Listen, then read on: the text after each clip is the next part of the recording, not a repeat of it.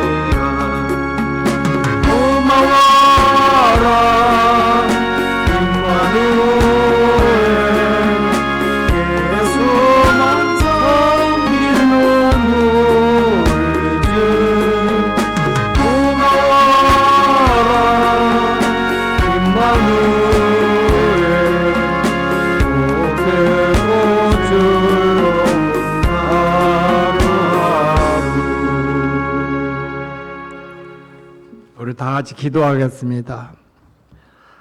찬송과 존귀와 영광을 세세토록 받게 합당하신 하나님 아버지, 오늘 이른 아침부터 이 시간까지 비가 오는 오중에도 저희들 편안함을 지켜주시고 하고 싶은 일 해야 되어질 일 우리들이 몸소 행하며 이 시간을 한날을 맞이할 수 있도록 하심을 감사합니다.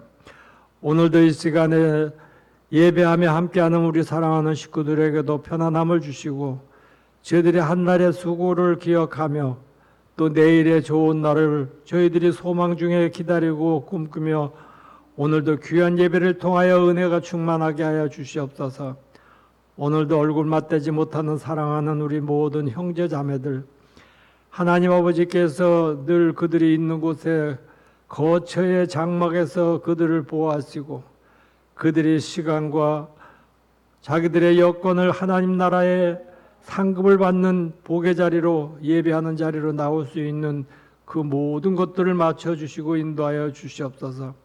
슬픔을 당한 자들에게도 하나님 위로와 평안을 주시고 아직도 아버지 저희들의 무거운 짐을 지고 고통과 환난에서 아버지 이겨내지 못하는 자들에게도 승리의 마음에 꿈과 소망을 줘버리며 믿음으로 용기를 가지고 승리할 수 있도록 인도하여 주시옵소서. 병든 자들에게 하나님 치유의 역사가 있게 하시고 그들의 아버지 하나님 모든 것을 구하는 것들의 강건함으로 은혜로 축복을 받게 하여 주시옵소서. 아버지 하나님께서 저희들이 허락하신 시간과 환경에 먹든지 마시든지 무엇을 하든지 주께 영광이 되는 모든 삶을 저희들이 모두 살아갈 수 있도록 인도하여 주시옵소서. 아버지 하나님께서 주신 생명 귀하게 여기고 죽도록 충성하며 하나님의 영광을 돌리는 복된 자들이 될 수 있도록 인도하여 주시옵소서. 오늘도 말씀을 듣고 행하며 깨닫는 자가 되게 하시고 복을 받는 자들이 되게 하여 주시옵소서. 모든 시중에 예배 위에 함께 하실 줄 믿사옵고 감사하며 예수님의 이름으로 기도드렸사옵나이다. 아멘. 오늘 말씀은 신약성경 누가복음을 보겠습니다. 누가복음 6장 12절부터 19절까지 신약성경 98페이지 누가복음 6장 12절부터 19절까지 우리 같이 한 목소리로 봉독하겠습니다. 12절. 이때에 예수께서 기도하시러 산으로 가사 밤이 새도록 하나님께 기도하시고 밝음에 그 제자들을 부르사 그 중에서 12를 택하여 사도라 칭하셨으니 곧 베드로라고도 이름을 주신 시몬과 그의 동생 안드레와 야고보와 요한과 빌립과 바돌므레마 마테와 도마와 알페오의 아들 야고보와 셀롯이라는 시몬과 야고보의 아들 유다와 예수를 번자 될 가룟 유다라. 예수께서 그들과 함께 내려오사 평지에 서시니 그 제자의 많은 무리야 예수의 말씀도 듣고 병고침을 받으려고 유대 사방의 예루살렘과 두루와 시돈의 해안으로부터 온 많은 백성도 있더라. 더러운 귀신에게 고난받은 자들도 고침을 받는지라. 온 무리가 예수를 만지려고 힘쓰니 이는 능력이 예수께로부터 나와서 모든 사람을 낫게 함이러라. 아멘. 오늘 말씀의 제목은 행복하고 의미 있는 가정이라고 이렇게 제목을 했습니다. 오늘 우리가 예수님께서 가르쳐 주신 말씀 중에 진실한 복이란 무엇인지 오늘 말씀 속에서 우리 묵상을 하고자 합니다. 세상은 끊임없이 우리들에게 복을 약속하고 있습니다.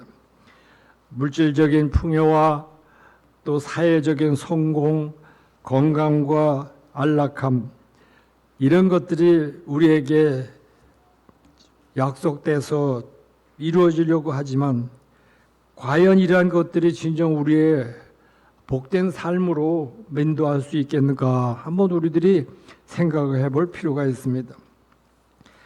우리가 복된 인생이 되려면 행복해야 하지만은 의미도 있어야 되겠다는 얘기예요. 행복하고 의미가 있어야 하는 두 기관에는 바로 가정과 교회라는 것입니다. 이 두 기관은 하나님이 직접 만드셨기에 본질은 동일하다는 것입니다. 그 본질은 사랑의 섬김을 통해서 행복을 누리고 생명을 낳아 하나님의 나라와 역사를 이어가며 하나님께 영광을 돌리는 것입니다. 오늘 본문은 우리에게 세상의 가치관과는 전혀 다른 하나님의 나라의 관점에서 복 있는 사람이 누구인지 분명하게 가르쳐 줍니다. 특별히 예수님께서 제자들을 택하시고 무리들을 가르치신 그런 배경 속에서 오늘 선포된 이 말씀은 단순한 윤리적인 교훈을 넘어서 우리 존재의 근본적 방향을 제시하는 깊고 풍요로운 그런 진리를 담고 있는 것을 볼 수 있습니다. 본문 12절을 보면은 예수님께서 밤새도록 기도하신 후 12 제자들을 택하신 사건을 기록하고 있습니다. 12절을 한번 다시 보면은 이때 예수께서 기도하시러 산에로 가사 밤이 새도록 하나님께 기도하시고 이렇게 말씀하셨어요. 예수님은 중요한 결정을 앞두고 홀로 산에 올라가 하나님께 간절히 기도를 한 그런 모습입니다. 이 장면은 우리에게 복된 삶의 시작이 어디서부터 비롯되는지 오늘 보여주는 그런 장면입니다. 복된 삶의 시작은 바로 하나님과 깊은 교제, 즉 기도이라는 것입니다. 예수님의 제자 선택은 인간적인 판단이나 능력에 근거한 것이 아니었습니다. 철저히 하나님의 뜻을 구하는 그런 기도, 그리고 그 응답으로서 선택을 한다는 것입니다. 여러분, 사람들은 흔히 우리가 사는 이 사회를 가리켜 자본주의 사회 또는 정보화 사회라고도 이렇게 이야기를 합니다. 즉 현대 사회는 사람이 아니라 자본이나 정보가 중심이 되는 그런 사회로서 바로 이런 것들이 모두 부의 가치의 근원이 된다고 그렇게 지금 생각하고 있는 것입니다. 경제뿐만이 아닙니다. 권력 문제 하나인 정치에도 결국 투쟁인데 다름 아닌 이념투쟁이며 이념투쟁은 결국 사람들의 마음을 얻기 위한 투쟁이라는 것입니다. 다시 말하면 사람들의 마음을 얻지 못하면 결코 권력을 얻을 수 없다는 것입니다. 지금 6월 3일 총선을 앞두고 지방의 선거를 두고 지금 많은 사람 문제로 지금 얼마나 많은 사람들이 지금 고난을 겪고 또 지혜를 짜고 있습니까? 우리는 무슨 일이든지 그 중심은 사람임을 잊어서는 안 될 것입니다. 우리는 이 세상에서 그 무엇보다 가치 있고 소중한 것은 바로 하나님의 형상으로 지음받은 인간임을 기억해야 한다는 것입니다. 여러분, 오늘 이 말씀의 본문을 보면은 주님은 많은 이적과 심지어 죽은 자를 살리실 때에도 예수님은 특별한 기도를 하지 않았다는 것입니다.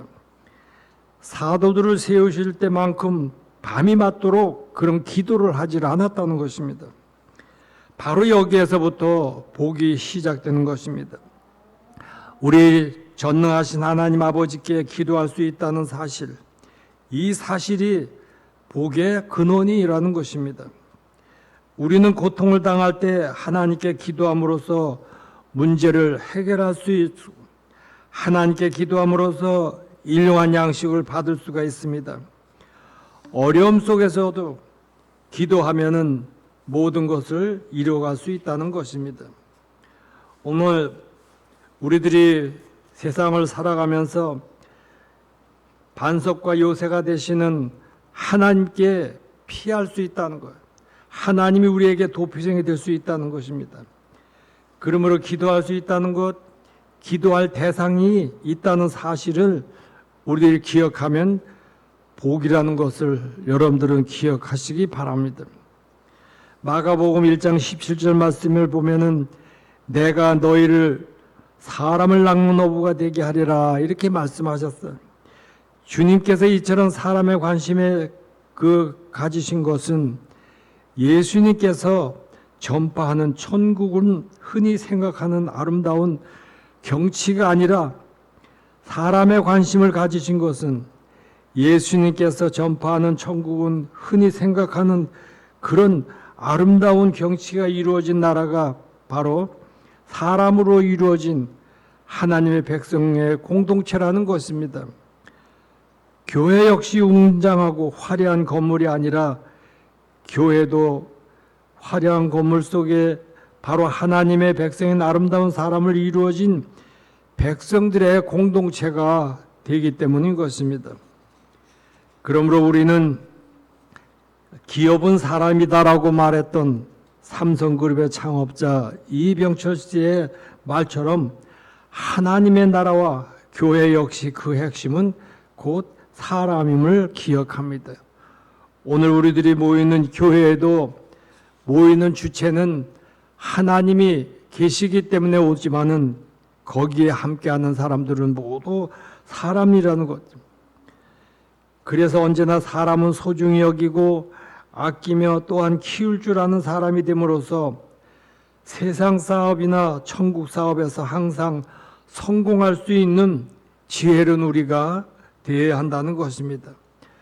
그래서 어린아이 한 명이라도 실족하지 않게 우리들이 돌보고 잘 양육하면 그게 사람의 소중함을 그들이 성장해가며 역할을 한다는 것입니다. 12절에 또 그 후미에 또 이어서 말씀을 보면은 이때 예수께서 기도하시러 산으로 가사 그런 말씀을 있습니다. 지금 누가 말하고 있는 것입니까? 예수께서 기도하러 산에 가실 때는 언제입니까? 이때는 주님께서 사방에서 수많은 대적들의 시험을 당하고 있을 때였습니다. 당시 주님은 바리새인과 서기관들로부터 그 수많은 대적들의 시험을 그런 당했던 것입니다. 그들로부터 법을 범하는 그런 범인이라고 낙인을 찍히고 그로 인해서 생명의 위협까지 받고 있었던 그런 상황이라는 것입니다. 그렇다면 이런 상황 속에서 과연 주님께서는 어떻게 하셨습니까? 주변의 환경의 걱정과 불안 속에서 안절부절 못하고 계셨습니까? 아니면 자신을 반대하는 사람들과 일종의 타협을 통해서 신변의 안정을 도모할 궁리를 하고 계셨습니까? 오히려 주님께서는 상황이 어려워질수록 더욱 하나님 앞으로 나가셨다는 것입니다. 그리고 본절에서 보듯 하나님은 지상 사역 이후에 사도들을 세우실 것을 결심하시고 먼저 기도하러 산으로 가셨습니다. 즉 주님께서는 세상의 반대가 거세질수록 더욱 하나님께 가까이 하는 시간을 가짐으로써 그 모든 역경을 이겨낼 힘을 얻으셨던 것입니다. 이러한 시간을 가짐으로써 그 모든 역경을 이겨낼 힘을 예수님은 얻으셨던 것입니다. 이러한 주님과 같이 우리 또한 이 세상에 살면서 여러 가지 고난과 시험을 당할 때에 이는 단지 방해와 장애로 보면서 걱정과 근심, 불안과 좌절 속에 주저앉아 있어서는 안 되는 것입니다. 성도 여러분께서는 세상으로부터 오는 반대와 시험을 오히려 은혜의 기회로 역전시키는 지혜로운 사람들이 되시기를 바랍니다. 그리하여 그 모든 고난을 하나님께로 더욱 가까이 나가는 지렛대로 삼아서 더 큰 은혜를 체험하며 더 큰 역사를 일으키는 믿음의 용사들이 되시기를 바라겠습니다. 13절을 보면은 예수님께서 밤이 새도록 하나님께 기도하시고 특별히 12를 택하여 제자를 세우셨다고 말씀하고 있습니다. 당연한 절차의 행위로 보일 수 있습니다. 왜냐하면 주님께서 그토록 밤까지 세우면서 기도하신 이유는 바로 이 사도들을 세우기 위해서였기 때문입니다. 기도하면서 사도들을 세운 후에 아무런 문제가 없었습니까? 문제가 없을 것이라고 생각을 했을 것입니다. 하지만 과연 그랬을까요? 우리는 성경을 통해서 주님께서는 결코 모든 일을 자의대로 행하지 아니하고 언제나 하나님 뜻대로 하였다는 것을 알 수가 있습니다.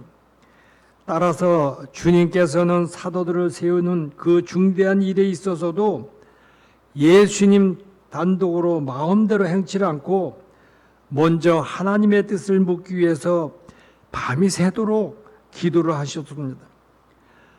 따라서 우리는 예수께서 기도하시는 그 순간에 하나님의 음성을 들으셨음을 우리가 충분히 짐작할 수가 있습니다. 그런데 하나님께서는 과연 주님께 뭐라고 말씀하셨을 것 같아요? 그 명단에 기록된 대로 선택하라고 명령하지 않았을까요? 그 뒤에 14절, 16절까지 그 말씀에 보면은 예수님께서는 세우신 12 사도들의 명단을 쭉 기록을 하고 있습니다.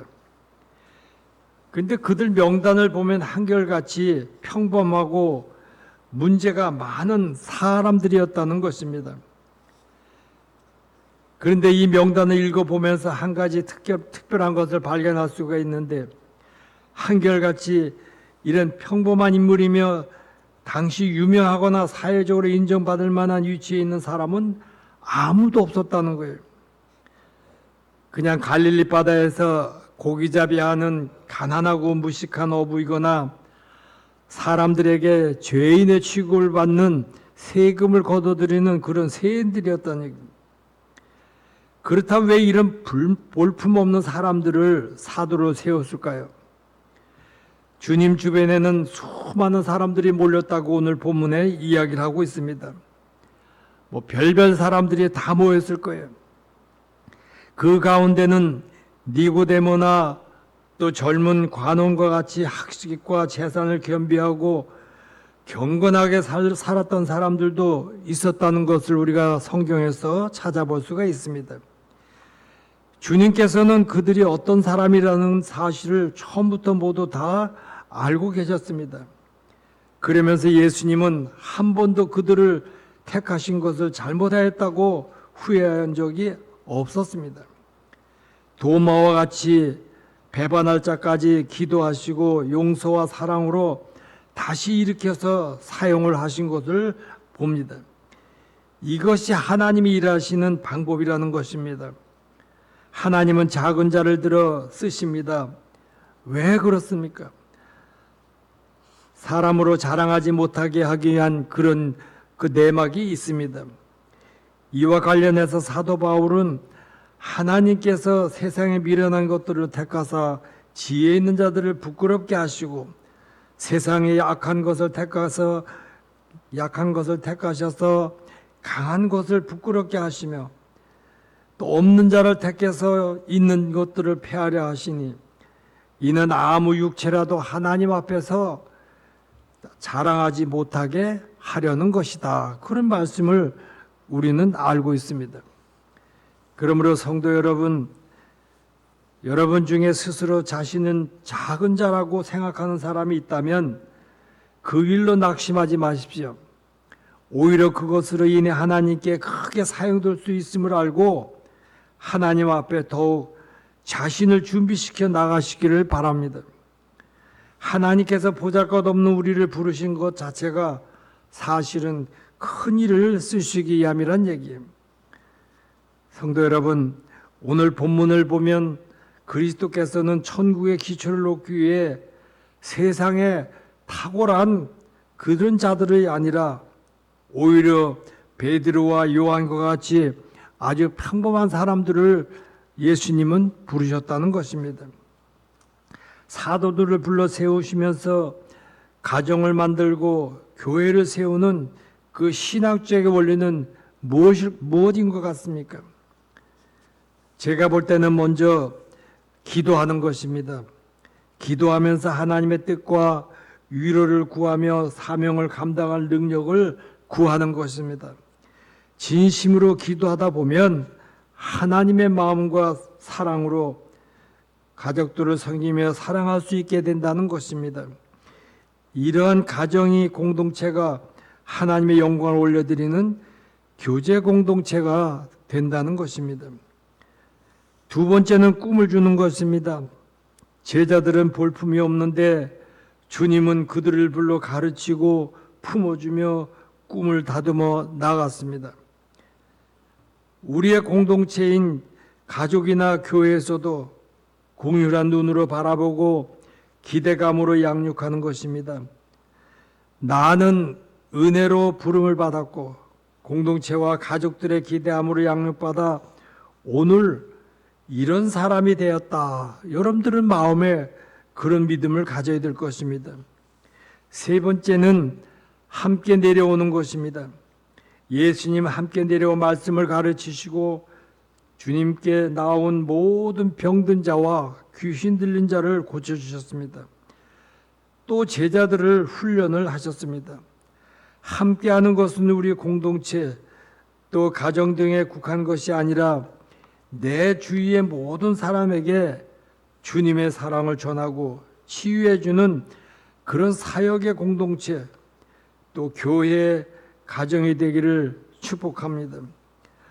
오늘 예수님께서 12명의 제자의 선택한 후 이름을 하나하나 기록한 이 내용, 그 이름들을 여러분들은 한번 기억을 해보십시오. 이들보다는 지금 우리가 더 나은 어떤 이 현대적인 이 적응의 자질을 갖춘 자가 아닌가 그렇게 생각합니다.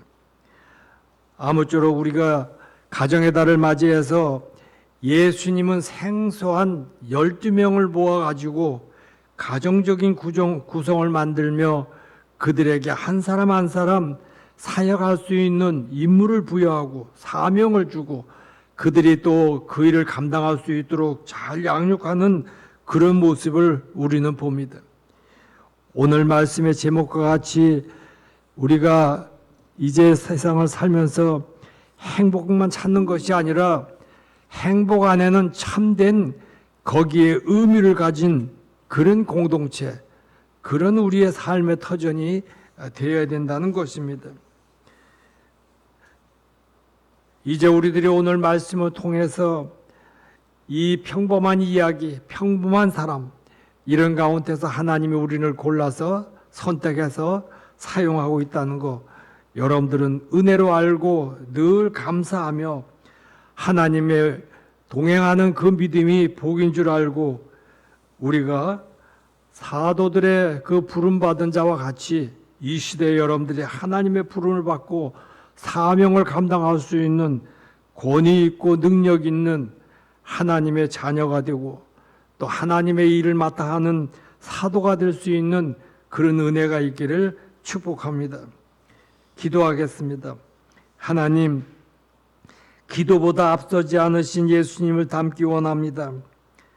날마다 무슨 일을 놓고 시작할 때에 우리가 염려와 걱정을 가지고 시작하는 것이 아니라 오늘 예수님이 제자들을 선택할 때에 홀로 올라가 밤새 하나님 앞에 자기의 하고 싶은 계획을 하나님께 맡기고 구하는 그런 기도하는 모습을 우리들이 본을 받게 하여 주시옵소서.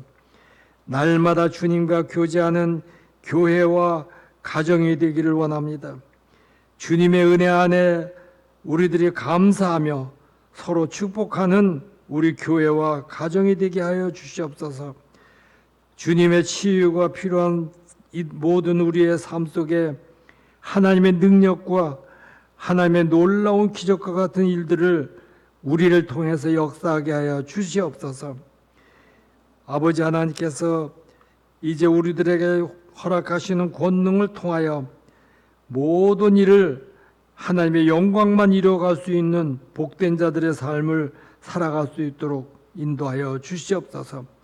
복을 받는 것도 중요하지만은 그 복을 받는 우리 거기에 참된 의미, 하나님이 원하시는 일을 찾는 그의 우리의 본질을 가지고 일할 수 있고 살아갈 수 있도록 하나님 도와 주시옵소서.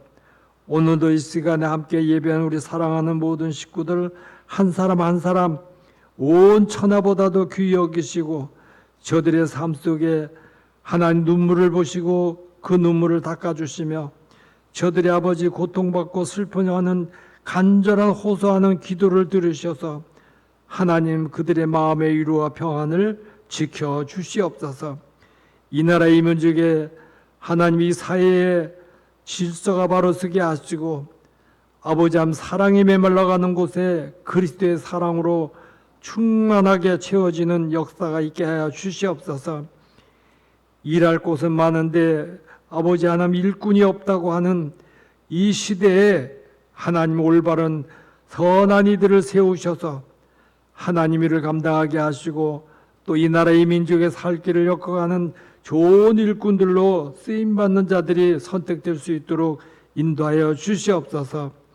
오늘도 우리 새순평화교회에 소속된 모든 교인들 어느 곳에 있든지 늘 주의 사랑에 힘입어 아버지 하나님 찬양하며 하늘나라의 약속을 믿고 그들의 충성스러운 삶을 펼쳐갈 수 있도록 인도하여 주시옵소서.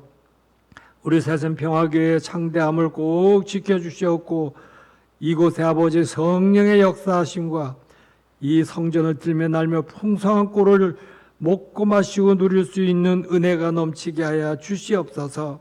모든 것 다 감사하고 예수님의 이름으로 기도드렸사옵나이다. 아멘. 하늘에 계신 우리 아버지여 이름이 거룩히 여김을 받으시오며 나라의 몫이며 뜻이 하늘에서 이룬 것 같이 땅에서 이루어지이다. 오늘날 우리에게 일용할 양식을 주옵시고 우리가 우리에게 죄진 자를 사해 준 것 같이 우리의 죄를 사해 주옵시고 우리를 시험에 들지 말게 하옵시며 다만 악에서 구하옵소서. 나라와 권세와 영광이 아버지께 영원히 싸움나이다. 아멘. 지으세요.